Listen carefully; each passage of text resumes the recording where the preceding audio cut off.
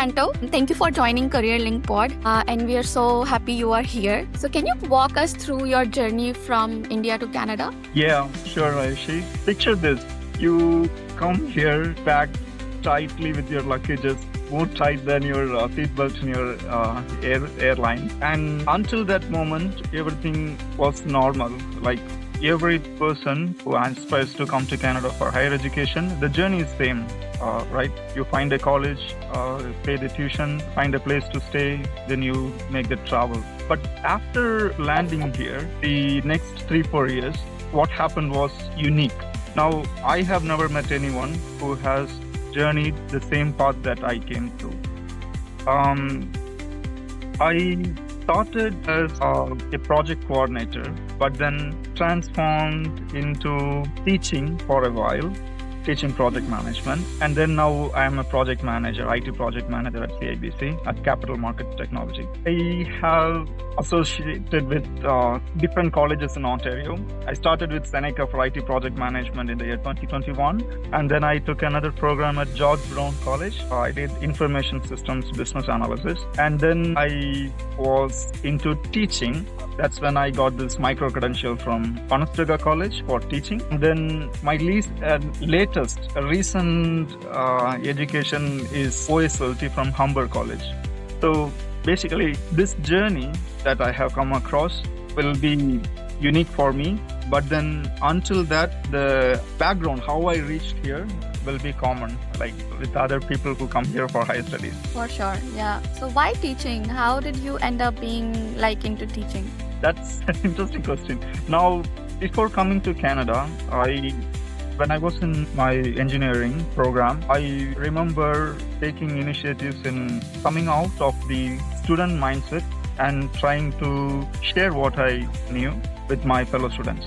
So there was this one particular course called Presentation Lab where students were asked to come up and share their ideas, which was my favorite course throughout that semester. Long back, I realized this, but I did not get an opportunity to actually exercise that. When I graduated from these programs of project management and business analysis, and I had sufficient amount of experience to share, I decided to explore teaching opportunities. And fortunately, I stumbled upon one opening at Conestoga, and that's when I started my instructor role for project management at Conestoga. It was a short term, about 8 months, I think. And since then, I'm closely associated with the education field. Nice. Over to you, Subin. What inspired you to become a software developer in your initial years? And you moved here as an international student, right? Back home, you were already working into IT. How did you think about, okay, I want to go to Canada and I want to pursue this career? What was that aspiration or maybe that thought process? The career shift is an interesting thing in my life. So I still remember the first Hello World program that I did it myself. It was a life-changing experience to see some outcome right away on a computer, which is very hard to explain at that time. This happened in high school. Seeing that made some spark in me to get into software development, because we can use it for problem solving in complex situations. You can have complicated logics built in softwares and handle it for helping your customers. This mindset led me into the software development field. I worked there for 4 or 5 years, I think. And then along that way, what happened was eventually I developed people skills. I found comfort not only by solving technical computer problems, but also speaking with people, team escalation, conflict management. The natural progression from that stage to the next one with the skills that I was passionate about was project management. But then I did not see much of opportunities at that time in India. That's when I decided to step back, take a pause, do some higher education, and do really a good transformation, which is meaningful and purposeful. So I came to Canada, did project management, did a career transformation. Now, instead of hello world, I say hello 50 stakeholders. That's the only difference. Core will be the same, problem solving. I like problem solving, and the nature it has taken has shifted, but the essential behind it is problem solving. Having this career journey from few years, what is that one mindset or that goal keeps you apart and keeps you keep going? I would say patience and persistence. Even back from my early days as software developer, this has been helping me a lot. Having patience and persistence. It might sound like a conflicting idea, but see, just because you don't see a result, you should not give up. It's what the essence of the first principle, patience. Persistence means you don't give up easily. Like sometimes what happens is life gets a hold of you and you tend to move away from one idea to the other. But then what I have learned is if you have something really craving in your mind and you want to accomplish it, unless you're persistent, it is very hard to accomplish. So those two things have been really helpful for me. I think even Aayushi would echo to this because it's a story for every international student or maybe a new immigrant. Persistence and perseverance and consistencies, and in this market especially, it's very much important, I believe. Over to Aayushi. Thank you, Subin. So I have literally, because you studied in so many different colleges, and so what was the reason for you to choose Seneca or George Brown and then changing colleges? Survival. So the way I look at this is, you might not know the entire roadmap of your life, but what you can do is have a strategic mindset. What's your next step? What is the practical next step, I should say. Now, when I was a software developer, I knew there is a deficiency in me, which was proper leadership and managerial skills. That's what motivated me to get into project management. Once I came into project management, there was a big question. Now I know how the software world works, how managerial world works, thanks to Seneca and their wonderful IT project management program. The question is, what problem are we solving? How do we define it better? Because if the starting point is not clearly defined, no matter how much experts you bring in, how well you execute the project, the outcome is not going to be that good. My next direction tuned into requirements management. How do I get an effective requirements? That's what connected me with George Brown and their wonderful business analysis program. The Information Systems Business Analyst program gave a end-to-end life cycle, how requirements are managed, how they are created, how they are maintained, and how you can track them throughout an IT project predominantly. After project management and business analysis came the soft skills, right? You now know how to do the work, but there is a way to do the work in a better way, Right. because we are not going to work with computers anymore in this kind of roles. Project management, we are going to deal with people. Now, having an effective communication skill is very much needed, and that's what connected me to the OSLT program, where I learned about the Canadian way of communicating in a very formal/informal way. Is it different? If you see working in India or here, how different it is? Exactly. And OSLT helps a lot in that aspect. And so I think I understand that motivated you to pursue multiple programs. But then also, was there any complications with the visa because you were international students and switching colleges? I actually did not switch colleges. Everything was in sequence. I completed the first program at Seneca, went to the second program at George Brown after it got completed. So basically, Right. I did 2 programs, 2 years, 3-year work permit, the standard cycle. Yeah, so Yeah.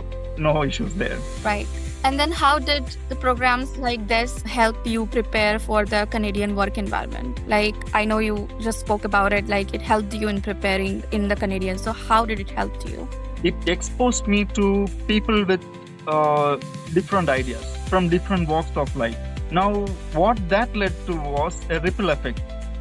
There is a hidden benefit to this, because this will enable you with good networking skills. If I'm to say, see in this program, right, OSLT, there was something that I learned very early. Saying sorry, the Canadian way of saying sorry. We say it a lot here in Canada. Sorry, excuse me. Sorry, what was Yeah. that? Yeah. So basically, see, a lot of international students go through this more often than you think. Do you have Canadian work experience? But Yeah. actually what they mean by that is, how good are you as a person who is going to work with our team, right? We have a culture here. how easy are you to work with us? So it's okay, you're a front-end developer, you can build websites, that's cool, but when it comes to actual day-to-day work, how comfortable are you? So basically that aspect, which is implicit, was very evident, very helpful from these programs, like the other programs that I have taken. So, do all these programs help you to get a transferable skills to become a project manager? I would say yes. So the first step was the extensive curriculum, the academic curriculum that Seneca had. So that gave me proper foundation for what project management is, how to do it in an effective way. Then my internship helped me a lot to actually get into hands-on approach, roll up your sleeves and do your project management in real life and look at the pros and cons, what's the limit that you can do, how do you influence that, how do you manage. So think of it this way. These are pieces of building blocks. You have a foundation, technical knowledge, how project management is done, and then there is this soft skill aspect where you actually do the work and learn from it, the experiential knowledge. So I think you need both the blocks to stand on top. For sure. I think I agree with you on this because even in HR, we have the same thing. Like there are like so many different forms of HR. There is people HR and then there is analytical HR. And analytical HR is so different. Like it comes with people skills, but then also you need information on how to work on systems, how to implement systems, and how to go live with the system, and then also integrate the other systems. But if you do that same thing in people HR, it's very different, right? So here you have to gain that technical skill. So I think for you it's the same thing, right? You have a block, but where you have to fit in all of your information, it goes in that way. Exactly. Subin, over to you. Great insights. What would you consider one of your personal or academic challenges which you faced during your tenure as an international student? Absolutely. I faced a lot. If I am to recall, I would say the biggest challenge was time management. So you have to manage your finances, the money aspect for paying tuition, paying rent, all those. Now you have to manage your time, sleep, health, those aspects. And when you have a part-time, you have to show up there with discipline. Now there is a formula that I had when I was doing part-time, when I was a student, right? So it's very simple, by the way. You get especially recall. That's the old formula that I used to follow. Yeah, no sleep, unlimited hustle, and a spark of caffeine gives you a graduation with managing part-time job. So that's the simple formula that you can take as international student doing part-time and managing studies. And if you're comfortable, what kind of jobs, I know you did mention about part-time jobs, what kind of roles you were into as a part-time job, in the part-time job, and how did that help you in your Canadian journey? Did that have any impact, or was it just our job which turned out to be nothing in the career? So that's a two-part question. Like, to answer the first part, what kind of jobs I did, I started working with a consultancy to work in a factory for packing and logistics.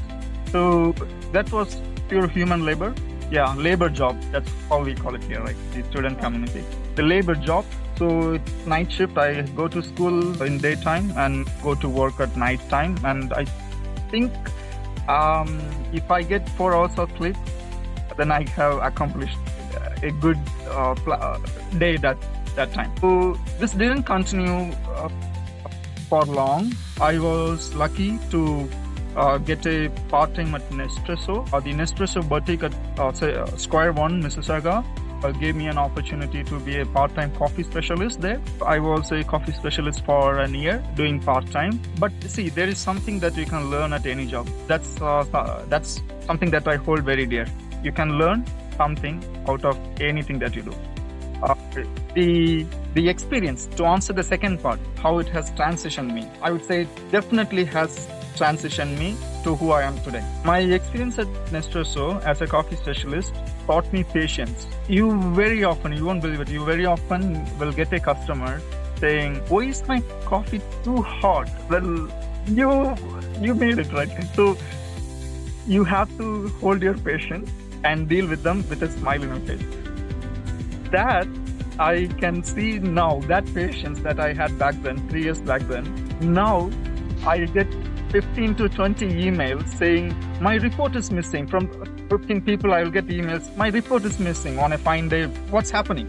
Then after investigating, you can see the reports were in their spam folders. So it's basically the same problem, but in different forms. So the skill that you learn from one job can be definitely transformed to a better one on a journey. But the important thing is being conscious on what you're doing and actually learning it in a strategic point of view. If I had looked at the Nespresso job as a menial part-time job just for earning some funds, then it would have been made any sense to me. But then I understood the value that it gave, and that helped me in that transition. Okay. I think any job is a job, and everyone, like, when we come here, we always do that survival job, right? But then that doesn't mean, like, wherever we want to go, that this job will not help us. It does, but then our priority is always different, so we keep moving on. I think, yeah, that's a great point, and one of the questions I wanted to ask was about the transferable skills, but you have beautifully explained how it has helped you to manage in your project management career and the way we can deal. For example, on a personal note, when I came, I used to work as a sales advisor, but then now when I look back, I feel, and I tell this to the people whom I mentor, that gave me an opening to speak more confidently and understand how to interact with the people around us. Because when you're in sales, it's a different game, right? But yeah, it's perfectly what you said. Treat every job as a job which can teach you something rather than just something you're doing for that hustle. Over to Aayushi. Thank you, Subin. So, Anto, if someone is deciding between a postgraduate certificate, micro-credential, diploma, how should they choose? Okay, that's a very good question, especially you can ask to me, right? Since I have seen the benefits of all the different forms of education that you can get. So I would say ask these questions. So if you want to impress your recruiter who is going to help you with your next job, you can focus on a micro-credential, which will help you to get to that laser-focused next job. Okay, you get a micro-credential, you prove that you are worthy of this job. The diploma is somewhere like a balance. If you want to explain to your grandma what you are doing, a diploma will give you that knowledge to explain something with an experiential perspective. Postgrad is the one that I chose to begin with, which would help you with proper structure. There is a clear academic layout, and once you get out of a postgrad certificate, like the ones I did, you have this knowledge repository in your mind that you can pick and choose whenever there is a need.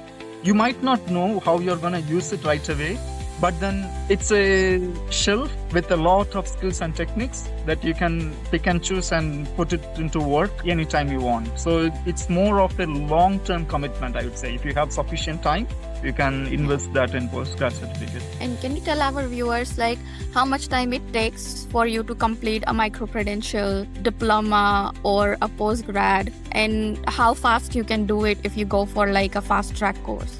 So first I will say postgrad and diplomas are not that different when it comes to timeline. They go similar, but usually diplomas have a component where there is more of experiential learning, where what it means is they might dedicate a term for capstone projects or like lab work. Diplomas are usually lengthy, but postgrad certificates, they can start from 8 months to 2 years. Micro-credentials on the other side is a whole different story.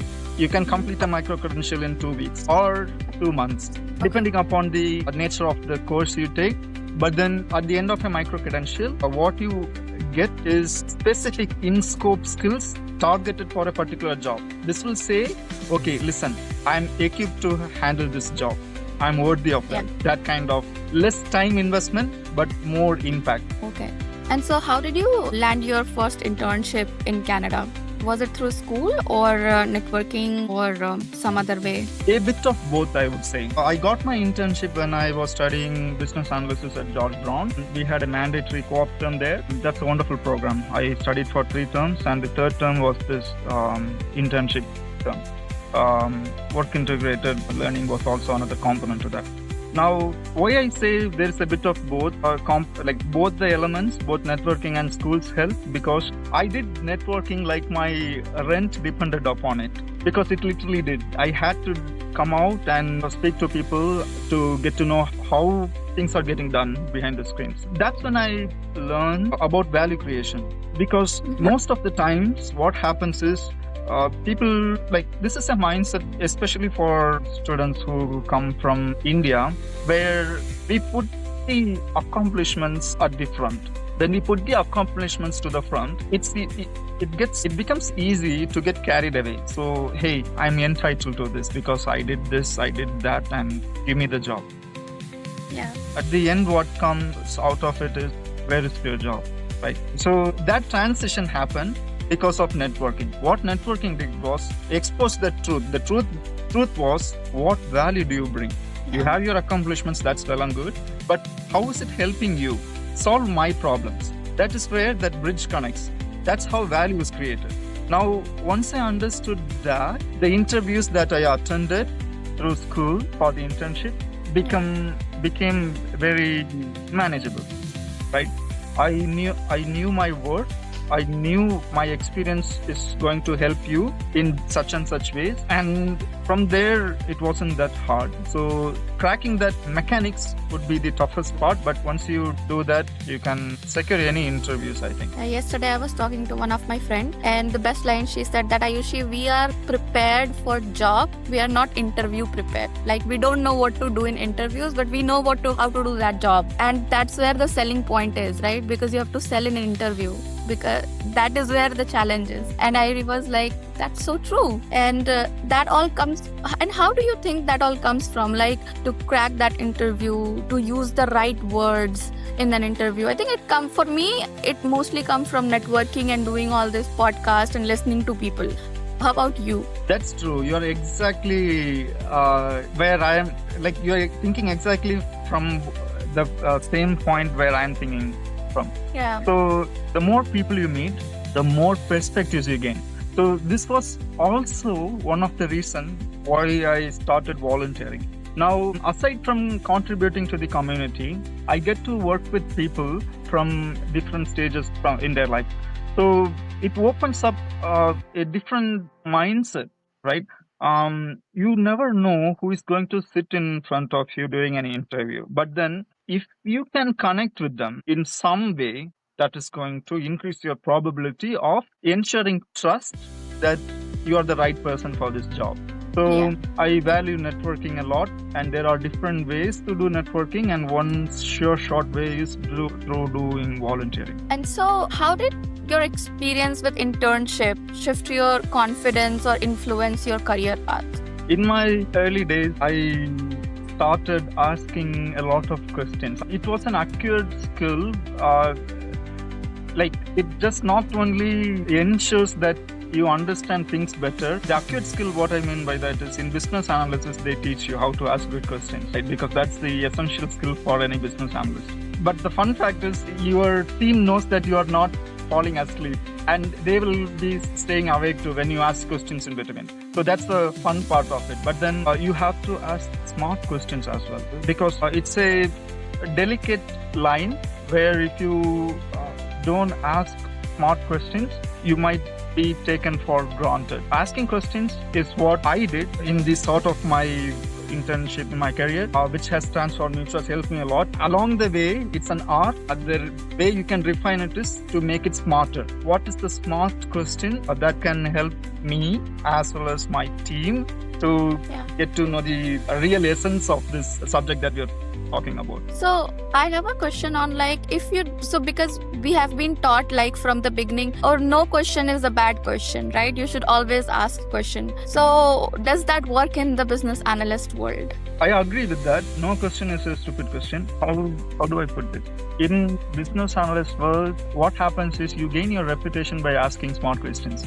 So think of it as a credential that you have. You can influence your team in a good way if you have good credentials. To have that good credential, to secure that good credential, you have to know what you are asking. You should not ask just for the sake of asking a question.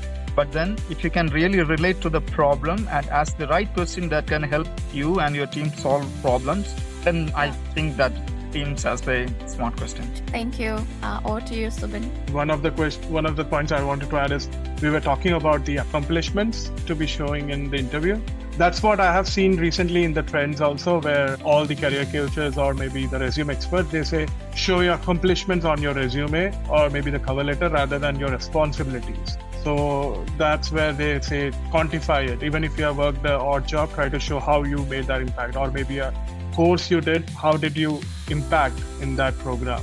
I think that's a valid point, not only in interview, but also putting yourself through the resume. Looking back in your field job, what would be that one thing which stood out about you, which you still remember? Okay, this would be that spark which determined that journey about me in IT. In the year 2016, when I started my career, boss back then brought me into a meeting room, one-on-one. He mentioned this one line: be as greedy as you can when it comes to learning. It's been about 9 years, I think. I still carry it with me. Look at everything. There is something to be learned here. The moment you stop that thinking, I know everything, there is nothing to learn from here, and if you overlook that, you are making a mistake. Things in IT particularly change very rapidly, especially in times like this. Unless you learn and keep yourself updated, it is going to be a little challenge. And you mentioned about having a co-op after your studies through Georgetown, right? Do you think such co-ops really help international students, or the internships which you get as a bridging for the students to get into a job, or does that improve the conversion of that job to a full-time? Absolutely, yes. Consider this co-ops, internships as a trial session, right? A trial session where you as students can get to know how your work environment is, how your boss gives you work, how the atmosphere is, and how you work for your employer. It's a trial session because before they give you the full money and buy you, they can have a trial session, how you actually perform your work. So it's a win-win on both sides. The only place it loses is on the pocket side. You won't earn a lot during this tenure at internship and co-op, but then if you really look at it strategically, it is worth the return of investment. So yes, it is very important for that. And just to continue on this, I believe when you completed your co-op, at that time it was a mandatory co-op and the college would support in getting you those co-ops, right? But I have also seen students where they have to find their co-ops, or maybe they don't have that co-ops. So in such situations, how that student can by themselves identify such opportunities and how they can grab such? Networking. In such cases, you have to come out of your comfort zone and do a lot of volunteering to get to know people and the problems that they face and how you can add value to that. That is one. Yeah. Yeah, please go ahead. Sorry. So if sometimes, unfortunately, if you cannot get an internship, the good thing about mandatory co-ops is the school themselves are equipped to handle such outliers. In our school at Georgetown, what happened was they have a dedicated work integrated learning team where they hand you projects from like real world working professionals to get that experience in that same 4-month period. But the only trade-off is the difference between getting an actual internship and this work integrated learning is getting the salary out of it. You won't get any stipend or anything, but then the learning is on par. Okay. One question I had was, you did mention about volunteering a lot, right? In terms of a business analyst, for example, because there are so many people looking out for a job, what kind of volunteering can they do, or maybe what specific people they should target, or maybe organizations they should target, and if you have any insights on those? For me, I will give you my personal opinion. Doesn't matter. Yeah. It doesn't matter because I like this dialogue from the movie Forrest Gump. Life is like a box of chocolate. You do not know which one you're gonna get. So basically, you have to have an open mindset. Just dive into it and then deal with it. What happens is you get into a decision paralysis. If you keep exploring what is the right person, who is the right person, what is the right question, what is the right volunteering opportunity, you'll never get into that. That's just what I feel, at least. But doing some research is good. You can do as much research as you can to get closer to an aligned way for a business analyst. But then the there's a lot of uncertainty there. Unless you dive deep into it and explore, it's very hard to define at the beginning. No, I agree. But the point is, put yourself out there, go for job events or maybe whatever is possible. Try to engage with most of those opportunities available, right? And looking back, what would be one of the toughest things which you faced when you moved into a full-time job in your field in Canada? There is definitely things that were challenging to me. Dealing with people is one among them. I think that rates the top. That will be the top ranking challenge. Dealing with people. Senior developers generally are introverts. They work in silos. They get a requirement, start coding and get it done for the day, right? They don't have to have a lot of people interaction. So I, coming from such a background, faced that challenge in this project manager role. But then what made me overcome that was I found my passion to communicate with people and trying and understanding their side of the story and helping them in the ways that I can. Because see, when I became a project manager, I knew how a software developer would be thinking, what their mindset would be, right? And I got a chance to work as a manual tester for a year and a half. So the QA mindset was also similar but opposite from a developer's mindset. Like, build a code with 0 bugs, but then try to find a bug in such a code. Those are the two edges of the same sword. So when you know these different perspectives, the way you think to solve a problem will be different. So handling such people will be a challenge, but it's an art. I don't think it can be considered as a science. There is no secret formula where you memorize it and solve all the problems in the same way. But then once you get familiar with this different type of problem solving with people, you can become wiser and wiser as time goes. Yeah, thanks for the inputs. Over to Aayushi. Thank you, Subin. So for me, it's about basically when you talked about specific certification, networking strategies or efforts. So it was enough for you to have that break? Yes. Or was it more? Yes, certifications, yes, but networking more than that. I currently hold more than 10 globally recognized certifications, but among all that, only 3 of them are like gold standards, which are PMP, Project Management Professional, Prosci, which is for change management, the people side of things, and then I would say CSM, Certified Scrum Master for Agile knowledge. Now, PMP and Prosci, there is no debate. They are the industry standards when it comes to project and people change management. But then CSM is a tricky one. Like people say, you don't have to know a lot, learn a lot to get a CSM certification. You sit for a 2-day training and you get a certification literally, right? After that exam, the open book exam. Yeah. But when I took the CSM certification, this was my second certification after CAPM, I remember, 2021. My trainer, Gaurav Rastogi, was different. Everything he taught me that day, the 2 days for my CSM certification, this happened in India before I started program at Seneca. I still remember every line of that. It's not just what you learn. Also, unfortunately, it also depends upon who you learn from.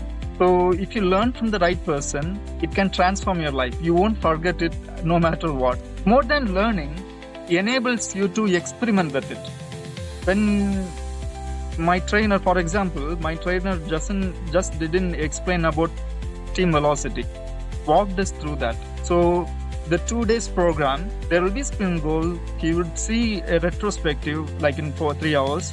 And see how much we have accomplished, whether it is possible, are we meeting that capacity that we committed to, should be reduced, should be increased. So I didn't just learn the textbook knowledge, but also experienced it, how a Scrum can transform your team into very good performers to do complex problem solving. So that's why I consider CSM as a golden standard as well, if it is done in the right way. But it is unfortunately rare, but it's the nature of it, right?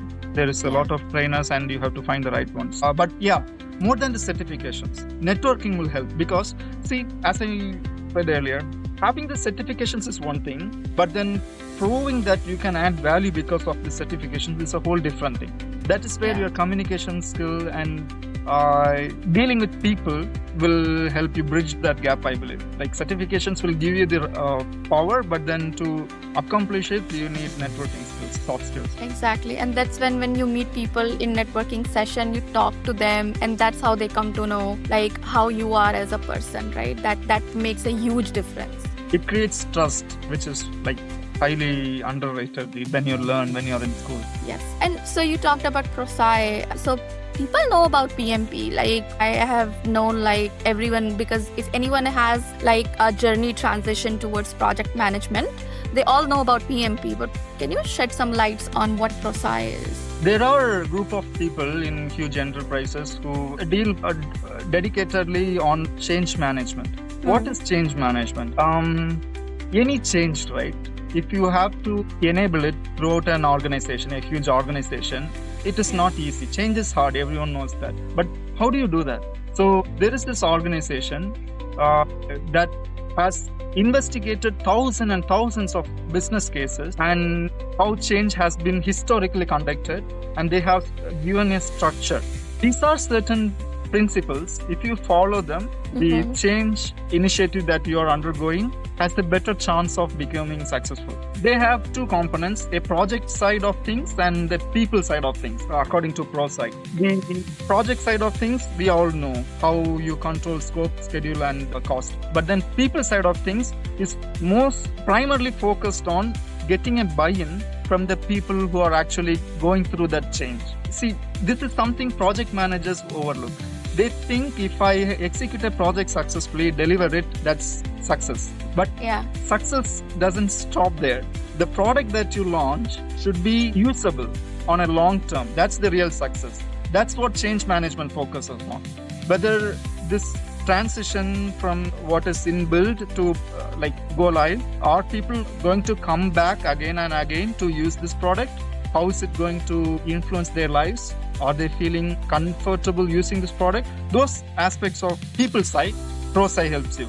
It's very valuable for project managers, but you can also transform your career into a change management professional if you choose to, because it's very easy from being a project manager to get into change management piece if you like dealing with people side of things. Awesome. Thank you for sharing that, Anto. And then how about the PMP certification? So you hold that, and can you walk us through what that process looked like for you and how did you prepare yourself for this exam? PMP, yes, it's a mental marathon. The only word I can remember is on a textbook side, Ritamulkai, the book that I held close to my pillow for 3 months during the final stage. I think I took more than a year preparing for PMP exam, and this was when I had my part-time at Nespresso and I was studying at George Brown. During the commute from Toronto to Mississauga, I would take notes, revise the cards for refreshing my memory, taking quiz, a lot of things. But then at the end of it,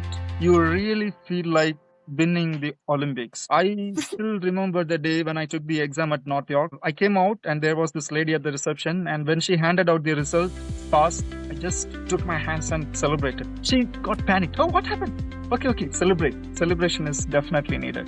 And I celebrated it by getting a chocolate cake, and I should have gone for a beer, but then I settled for a Sprite. Yeah, PMP was a wholesome journey for me. How much time you take in one day, if you have to sit and study? So what was your you had a timetable, or how did you manage your time to study that? If it is holidays, I would spend the entire days studying for PMP, because the hidden thing about cracking the PMP on your first attempt is doing a lot of practice exams, and that takes time and patience. It might sound simple, what is going to happen if you sit and take an exam for an hour? No, it consumes a lot of stamina.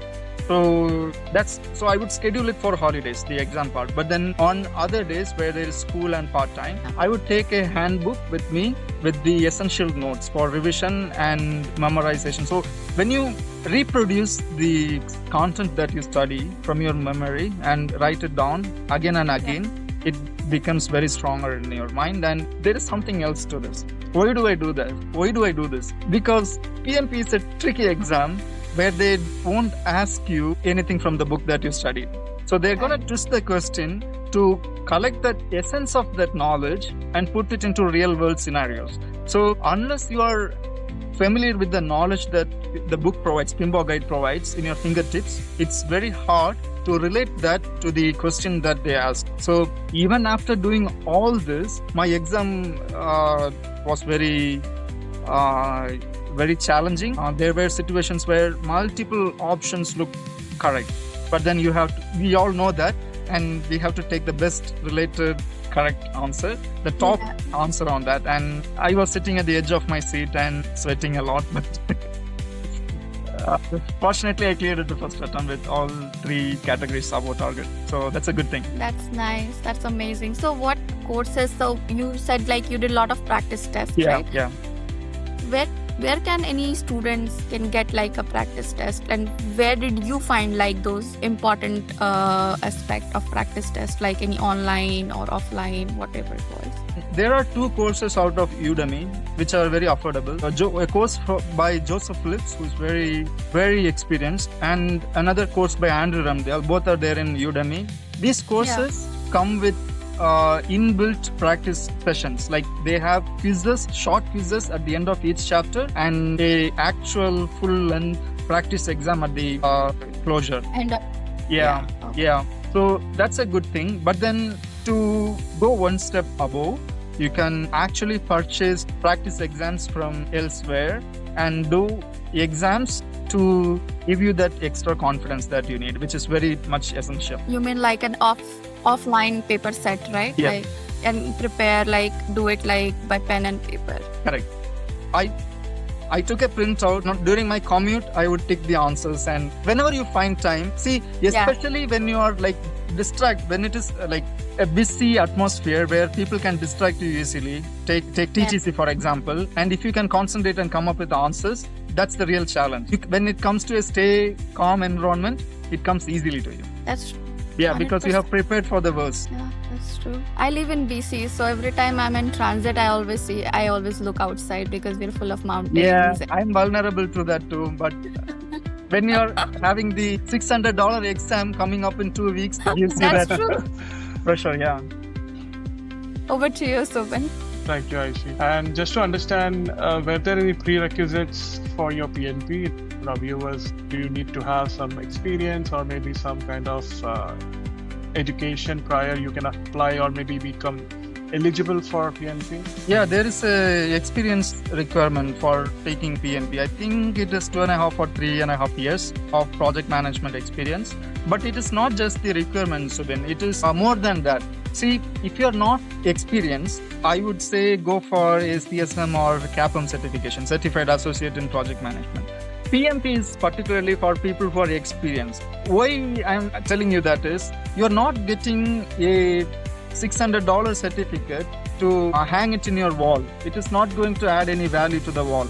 It should add value to your career. How does that happen? Because when you can relate your previous experience with a language that project managers understand through PMP, that makes a difference. That's how PMP creates value in your career, not by hanging in your wall. It only makes sense to go for PMP if you have experience, because that way PMP gets value from your life. Think of it that way. And if at all you're looking to become a people leader or maybe in a long-term manager team, then that would really add a value. If you're only looking for becoming a software developer who wants to just keep on having that kind of profile, then I don't think that would add too much value to that profile. My first certification, was CAPM, Certified Associate in Project Management. Right away, I fell for it because I thought every software developer who works in a projectized environment must go through this, because it changed the whole perspective of how projects are managed. If you know how project management happens, at least through a CAPM, you can deliver softwares in a more efficient way. You understand what is critical, what is not. You can focus better. You can solve real problems, not just sticking to a requirement, solving it and calling it a day. No, you can go further. You can have a rapid growth if you know these things. Okay. And how do you use your PMP principles or maybe the frameworks in your daily routine? Job or maybe the jobs you have worked, or maybe the agile practices? How do you get those influences here in your work? Yeah. PMP and agile, they are like contradictory. But then see, the way I think of it is a mashup for project managers. how structure and agility combined. I don't know whether you're familiar with cooking. If you're going to cook biryani in an instant pot, you can achieve speed plus structure. So that is a delicious recipe there. So that's how PMP is. It adds structure, and when you add agile component to it, you answer your customers' dynamic problems, complex problems. So think of it as having a yoga with project management. You can use the structured format for risk management, all these things that are very rigid, regulatory complaints, all those things.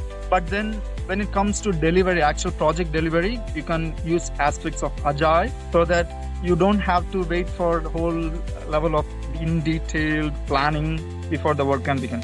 You can start the work, do the analysis in parallel, and start delivering early and get customers' feedback, make some meaningful work out of it. Now, when you learn PMP and Agile project management, like sometimes people will say it is either this nor that. Okay, either this or that.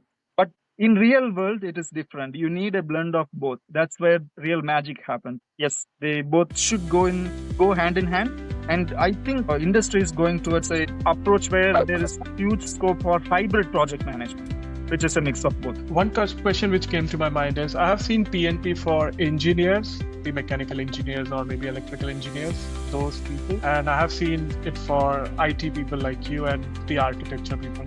So do you think those both are different, or it's the same exam, but the way people use it is different? The exam is same. The way people use it is different. What do I mean by that? What decides this? Whether you should go through Waterfall or Agile? It is the nature of work.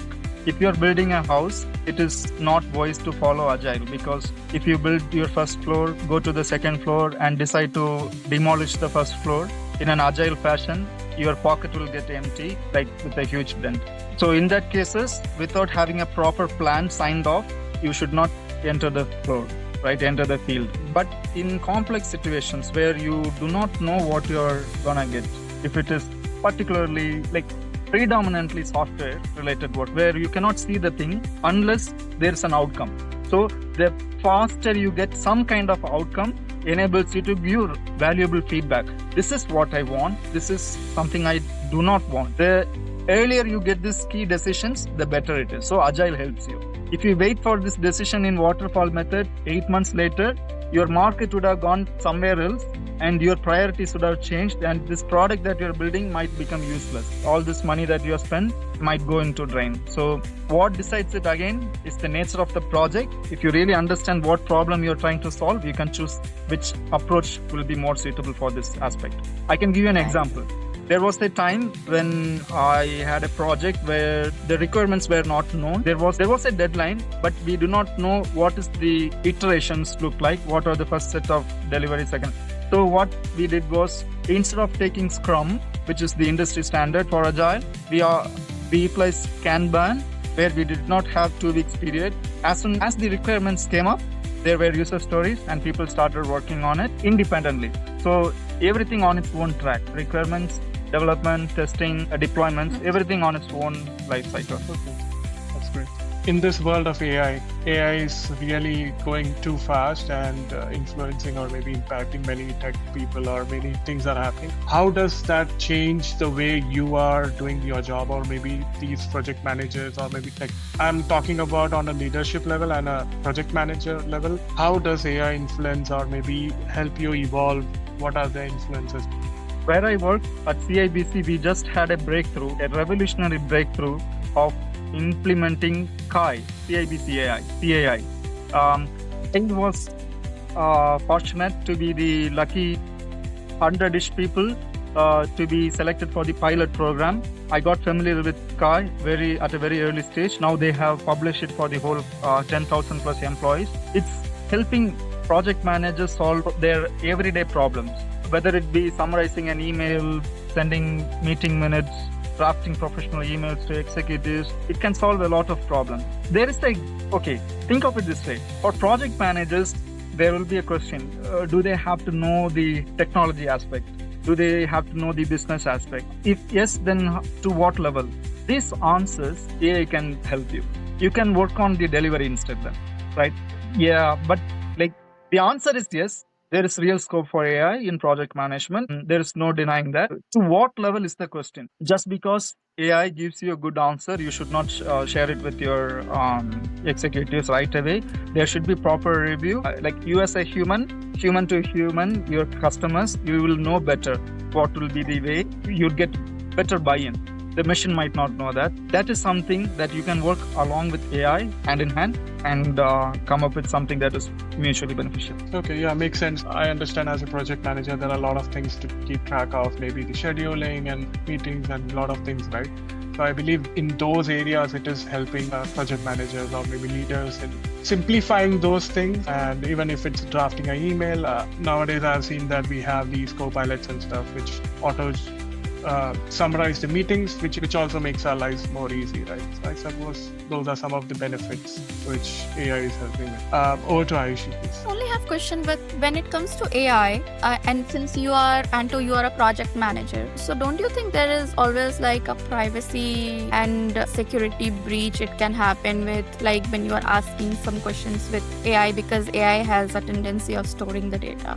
Yes. So from what I know, like AI as a technology can be hosted in cloud and it can happen on premises.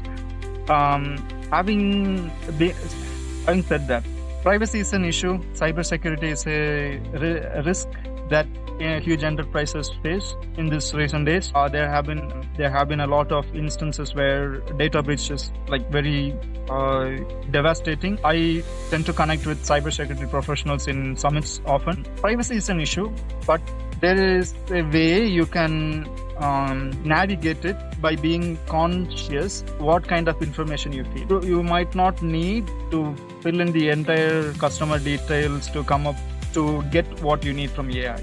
You can so think of it as prompt engineering, right? The prompt is the way you communicate with the AI.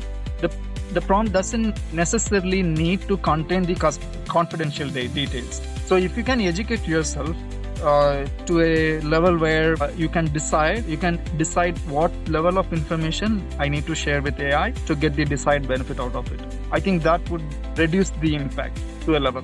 And this training should be made available to everyone who touches this AI, because in cybersecurity world, they say humans are the weakest link in a network. So this can happen from anyone who has access to this key to this giant. Right, I agree. So anyone who is already in IT role and they are in early career, so do you really recommend them going through project management?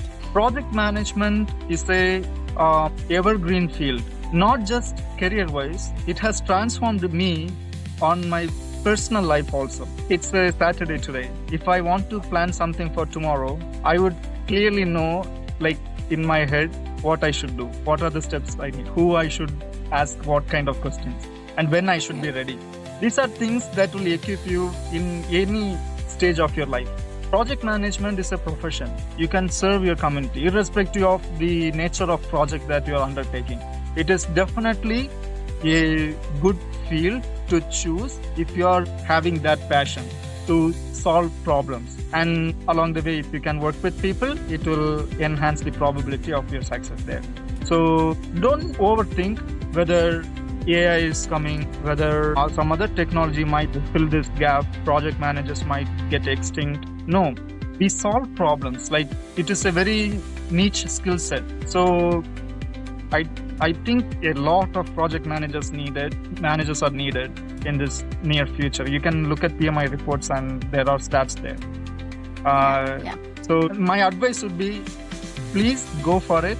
Project management is a beautiful thing to learn. And any advice you would like to give to international students? Of course, international students in Canada, don't just look at your life as something that you have to survive. My friends at the early stage fell for this trap. They would do Uber or do some menial jobs and get done with that day and stick to that kind of routine. That is where things get messy.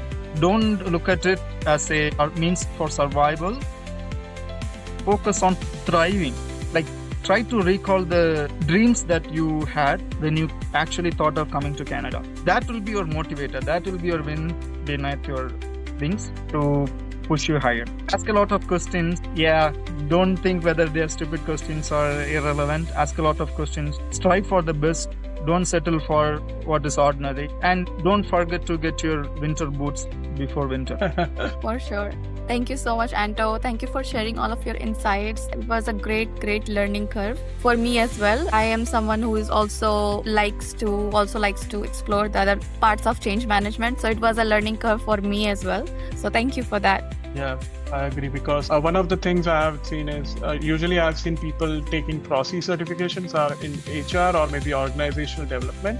But this was the first time I met you who has taken that, and I could understand how you have related both of your fields. So that was really interesting. And I really thank you for accepting our invite and being so open to speak whatever you had, all the knowledge not kept within you, but shared, right? And you have been very open to that. And we are also learning, as I always say, like from all the podcasts, we continue to learn and understand how we can develop ourselves. Whoever listens to this, even if it's an international student or an immigrant or even the job seekers currently, I believe they will gain more knowledge about PMP, Prosci, how the project management goes, and the tech environment, and how they can pave their journey better in Canada, I believe. Thank you very much for your time, Anto. Thank you very much.